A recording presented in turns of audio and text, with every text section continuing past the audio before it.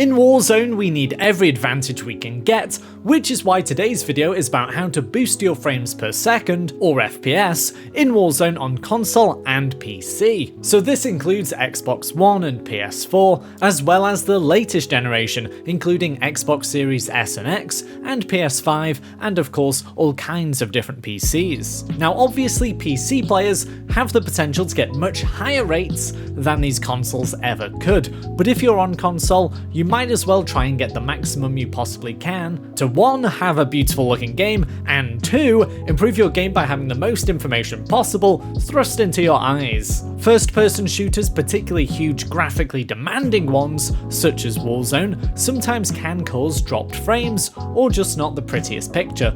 For example, on Xbox One and PS4, it's currently typical to get between 30 to 40 frames per second, but I'm going to share with you just a few settings tweaks to help you improve that. The main settings I'm talking about here are the motion blur effects, which are common settings on Call of Duties these days, from Modern Warfare to Vanguard, so it's going to be a mainstay on Warzone for years. Generally in my settings videos, I tell you to turn these off, just so you can see a little bit clearer. However, there is a nice middle ground with these settings where they don't impede your visuals too much, but can reduce the processing requirements from your system, therefore increasing your frames per second. So I still recommend turning World Motion Blur off, because this really can distort your vision and make you miss things when moving around the map. But for weapon motion blur, I recommend turning this on. Obviously, this is gonna blur your weapon when you're moving around, so when you're sprinting, putting plates on, and reloading and things like that in general, but this doesn't